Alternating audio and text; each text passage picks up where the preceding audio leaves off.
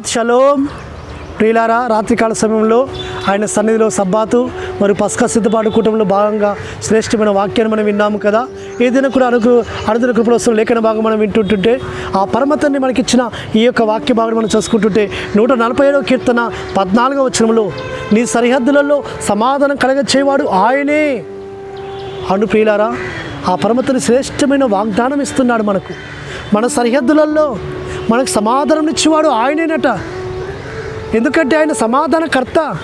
సమాధానకర తన ఆత్మను మన మీదకి పంపి మన సరిహద్దులలో సమాధానం ఇచ్చేవాడు. ప్రియులారా, ఆ సమాధానమును మన హృదయాలలో మన గృహాలలో నింపి మనల్ని సంతోషంతో ఆనందంతో జీవింపచేయగలవాడు ఆయన. మనం ఆయనకు ఇష్టకరంగా ఉన్నప్పుడు, ఆయనకు ప్రీతికరంగా ఉన్నప్పుడు, మనం ఆయనకు ఇష్టకరమైన ఆరాధన చేస్తున్నప్పుడు, ఇష్టకరమైన జీవితం జీవిస్తున్నప్పుడు, ఆయన ఆజ్ఞలకు విధేయులమై ఆయన కట్టలన్నీ అనుసరిస్తూ నడుచుకుంటున్నప్పుడు ఆయన మనకు అన్ని విధాలుగా తోడుగా ఉంటాడు. మన శత్రువులు సైతము మనకు మిత్రులుగా మారుస్తాడు. సరిహద్దులలో సమాధానం ఇస్తాడు. మన పురాలలో సమాధానం ఇస్తాడు. మన గృహాలలో సమాధానం ఇస్తాడు.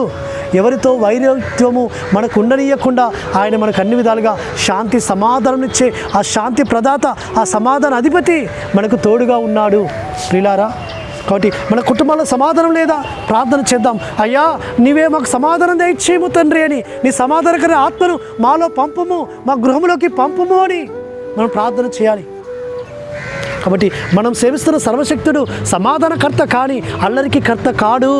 కాబట్టి ఎక్కడైతే అల్లరి ఉంటుందో అక్కడ అపవాది ఉన్నట్టు, అపవాది క్రియలు ఉన్నట్టు, అపవాది క్రియలు లయపరచువాడు ఆయన. అపవాదిని పారదోలువాడు. అపవాదిక చీకటి శక్తుల యొక్క కుట్రను కుయుక్తులను వాడి క్రియలను లయపరచువాడు ఆయన. ప్రియులారా, యాశ్వామిస్య నామములో సమాధానం ఉంది. కాబట్టి ఆయన తన సమాధానమును యెరూషలేము మీదకి పంపుతూ వచ్చాడు. కాబట్టి యారుషలేం, యా నుండి సమాధానం పొందిన పట్టణము. ఆ యెరూషలేమును మనం జ్ఞాపకం చేసుకున్నప్పుడు, యెరూషలేము క్షేమం కొరకు ప్రార్థిస్తున్నప్పుడు యెరూషలేము ప్రాకారంలో సమాధానం ఇస్తాడు, మనకు సమాధానం ఇస్తాడు. యెరూషలేము క్షేమం కొరకు మనం ప్రార్థించినప్పుడు మన క్షేమం ఇస్తాడు, మనకు ఆయన సమాధానం ఇస్తాడు. ప్రియులారా, మన యొక్క గృహాలకు ఆయనను అధిపతిగా ఉంచుకోవాలి. సమాధానకర్త అయిన యాశ్వమస్య నా గృహానికి అధిపతి అని మనం పెట్టుకోవాలి. ఎందుకంటే సమాధానం మన గృహాలలో సమృద్ధిగా నింపుతాడు. సమృద్ధి అయిన సమాధానంతో ఆనందంతో మనం వెనక పరిచర్యలో పాలు భాగస్థలము కావాలని పరమతని ఆశపడుతున్నాడు. అట్టి విధమైన కృపా పరమతని మనకు సమృద్ధిగా అనుగ్రహించునుగాక.